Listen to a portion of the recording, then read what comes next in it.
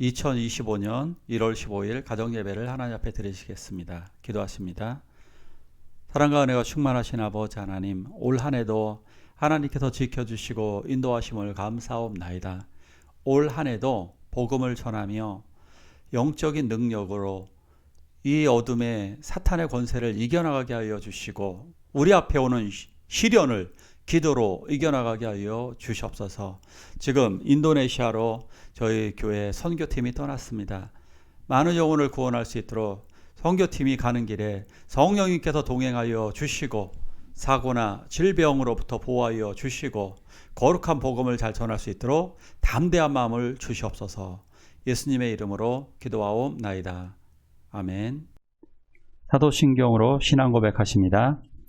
전능하사 천지를 만드신 하나님 아버지를 내가 믿사오며 그 외아들 우리 주 예수 그리스도를 믿사오니 이는 성령으로 잉태하사 동정녀 마리아에게 나시고 본디오 빌라도에게 고난받으사 십자가에 못 박혀 죽으시고 장사한 지 사흘 만에 죽은 자 가운데서 다시 살아나시며 하늘에 오르사 전능하신 하나님 우편에 앉아 계시다가 저리로서 산자와 죽은 자를 심판하러 오시리라.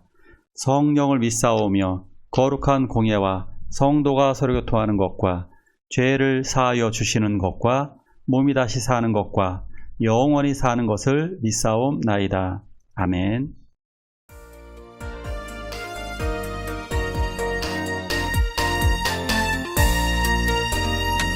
아름다운 마음들이 모여서 주의 은혜 나누며 할렐루야. 예수님을 따라 사랑해야지. 우리 서로 사랑해. 사랑해. 하나님이 가르쳐준 한 가지. 내 이웃을 내 몸과 같이 사랑해요. 미움 다툼 시기 질투 버리고 우리 서로 사랑해.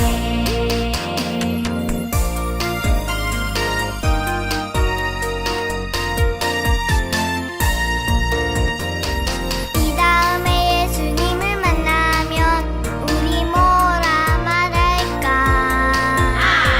그때에는 부끄러움 없어야지. 우리 서로 사랑해. 사랑해. 하나님이 가르쳐준 한 가지.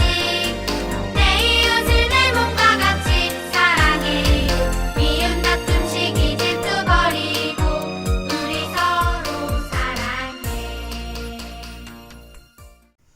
담배 피우는 성도 옳은가 한번 말씀을 통해 보도록 하겠습니다. 담배 피워도 될까요? 자, 같이 읽어봅니다. 믿음이 연약한 자를 너희가 받되 그의 의견을 비판하지 말라. 믿음이 연약한 자를 너희가 받되, 오늘 이 부분에서 나오는 것은 이 믿음이 연약한 자라고 하는 건 이러한 의미가 있습니다. 어떠한 일을 할 때 있어서 확신이 부족한 것이 있습니다. 그러니까 그리스도인으로서 어떻게 살아야 하는지에 대한 명백한 해답을 얻지 못하는 경우라고 볼 수도 있습니다. 그러니까 신앙적으로 다른 사람들을 잘 용납하지 못하는 상황, 이런 사람들을 믿음이 연약한 사람, 이렇게 볼 수도 있습니다. 다르게 보면 믿음이 연약한 사람은 상처받기 쉬운 신앙인들입니다. 이런 사람들은 지나치게 세심하여서 좀 잘 받아들이지 못하는 사람들을 이야기합니다. 그래서 믿음 안에서 잘 누려야 될 것을 잘 누리지 못하는 겁니다. 오늘 그 이야기를 하고자 합니다. 예를 들어서 새벽 예배입니다. 어떤 분들은 이렇게 생각을 합니다. 새벽 예배를 드려야만 신앙이 좋다, 믿음이 좋다, 그래야만 성도가 된다라고 생각합니다. 이렇게 생각하시는 분들도 있습니다. 그렇다면 우리는 어떻게 해야 될까요? 이런 분들의 생각을 받아들여야 됩니다. 어떤 사람들은 또 이렇게 비판할 수 있을 겁니다. 한국교회만 새벽 예배하고, 새벽 예배는 천지신명에게 비는 그 냉수 떠다 놓고 그거 받아들인 거 아니냐? 이것은 이건 잘못된 생각입니다. 이건 잘못된 거고요. 새벽부터 아침 일찍 일어나서 하나님 앞에 기도하는 이 모습은 마치 다니엘의 모습, 신앙인들, 고대 신앙인들, 그리고 신실한 그리스도인들이 이렇게 많이 했고요. 이건 정말 많은 성도들이 아침 일찍 일어나서 기도하는 것은 정말 많은 사람들이 했습니다. 자, 그렇다면 이것에 대해서는 어떻게 받아들여야 되느냐? 예, 이것은 아침잠이 많으신 분들은 어렵습니다. 이런 분들은, 아침잠이 많으신 분들은 밤에 기도해 주시기를 부탁드립니다. 밤에 기도하는 게 훨씬 더 좋습니다. 그러니까 이런 분들은 밤에 많이 기도해 주시고요. 그리고 밤에도 기도하기 어려운 분들은 틈틈이 걸어 다니면서도, 그리고 여러 가지 상황 속에 의자에 앉아서라도 일을 하시기 전에 꼭 기도하시기를 부탁드리겠습니다. 자, 어쨌든 이러한 신앙을 가지고 있을 때 그의 의견을 비판하지 말라는 것입니다. 또 읽어볼까요? 어떤 사람은 모든 것을 먹을 만한 믿음이 있고 믿음이 연약한 자는 채소만 먹느니라. 먹는 자는 먹지 않는 자를 업신여기지 말고 먹지 않는 자는 먹는 자를 비판하지 말라. 이는 하나님이 그를 받으셨음이니라. 돼지고기가 대표적인 거죠. 이런 돼지고기를 먹느냐 마느냐. 유대인들은 이거 안 먹잖아요. 그리고 또 무슬림들도 이 돼지고기를 잘 먹지 않습니다. 돼지고기, 불과 한 3, 40년 전에 그리스도인들은 개고기 안 먹었습니다. 그래서 개고기를 가지고 신앙의 척도로 비판하시는 분들이 있었습니다. 자, 그러면 현실적으로 볼게요. 현실적으로 이제 뭐 지금은 뭐 채소만 먹고 인도 사람들만 이럴 테니까, 지금 이런 문제가 우리들에게 가장 현실적인 것은 바로 담배와 술입니다. 아마 이 성경이 지금 시대에 쓰여졌다면 아마 담배와 술을 거론하게 될 겁니다. 이것으로 우리들의 신앙을 평가할 수 있을까요? 담배 피시는 목사님들 있을 수 있고요. 담배 피시는 장로님, 권사님, 집사님, 장로님, 얼마든지 권사님 뭐 다 있을 수 있습니다. 이것으로 신앙의 척도를 보지 않으셨으면 좋겠습니다. 오히려 더 중요한 것은 하나님을 향한 신실한 정말 기도라고 볼 수가 있습니다. 기도, 그 다음에 그거 못지않은 것이 또 무엇일까요? 그 다른 성도들을 향한 긍휼의 마음, 사랑, 그 다음에 더 중요한 전도가 있겠죠. 이런 것을 한다면 이것이 더 값어치가 있는 신앙인 겁니다. 그냥 많이 전도하시는 것이 더 나을 겁니다. 그러니까 술, 담배 문제는 사실 작은 문제입니다. 물론 저는 끊기를 권고드립니다. 저 자신이 사실 좀 싫어하긴 합니다. 하지만 마음은 열어놓고 있습니다. 성도가 그럴 수도 있다는 것입니다. 지금 사실 술, 담배 문제보다, 물론 음주는 정말 심각한 겁니다. 이거 음주는 안 됩니다. 그러니까 술을 한두 번 하실 수는 있겠죠. 그러나 그것이 신앙의 척도가 아니라는 사실입니다. 더 많은 신앙생활에 장애가 되는 건 사실 휴대폰이죠.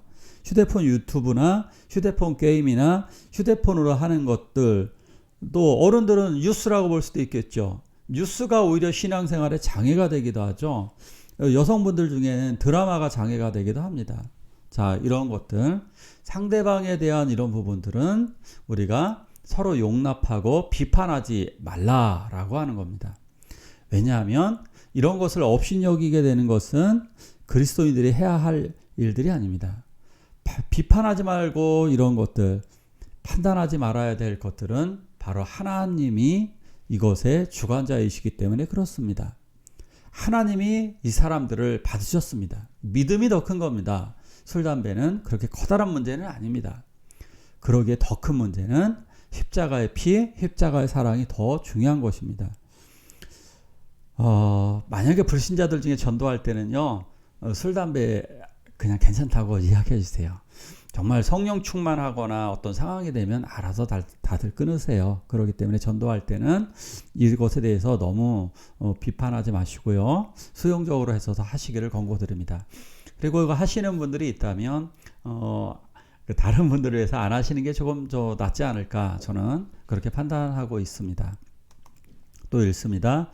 남의 하인을 비판하는 너는 누구냐? 그가 서 있는 것이나 넘어지는 것이 자기 주인에게 있음에 그가 세움을 받으리니 이는 그를 세우시는 권능이 주께 있음이라. 결론적으로 이렇게 말씀하시는 겁니다. 남의 하인을 비판하는 너는 누구냐? 우리의 하인이 아닙니다. 하인이 가장 큰 문제가 이건 거죠. 하인이 하인을 비판한다는 게 문제가 있습니다. 그러니까 야 너는 왜 그렇게 해? 라고 남의 하인을 비판하는 것은 상대방의 그 주인을 비판하는 것이기 때문에 이것은 모독이 될 수 있습니다.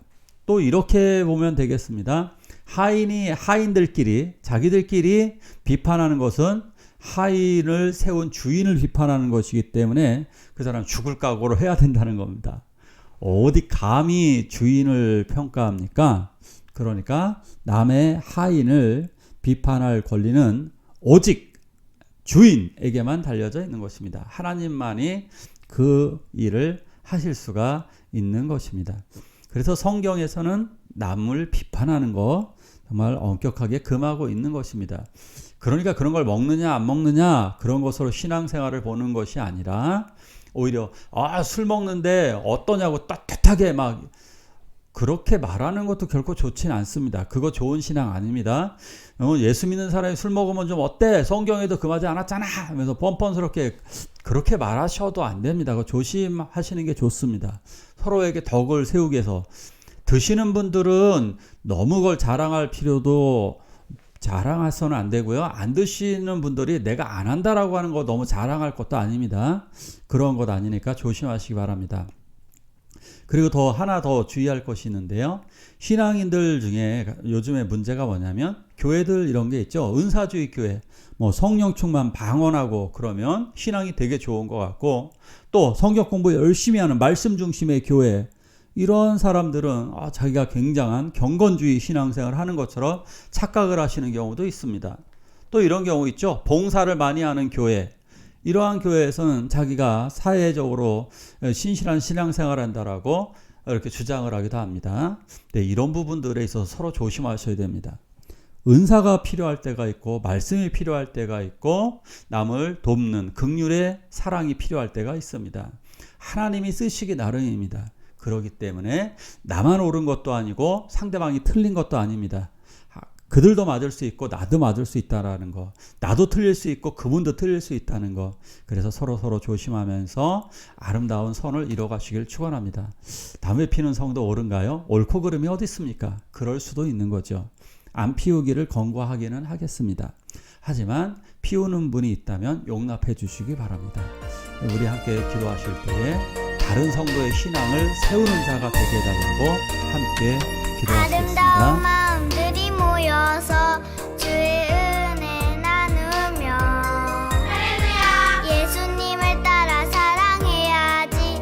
우리 서로 사랑해. 사랑해. 하나님이 가르쳐준 한 가지. 내 이웃을 내 몸과 같이 사랑해요. 미움 다툼 시기 질투 버리고 우리 서로 사랑해.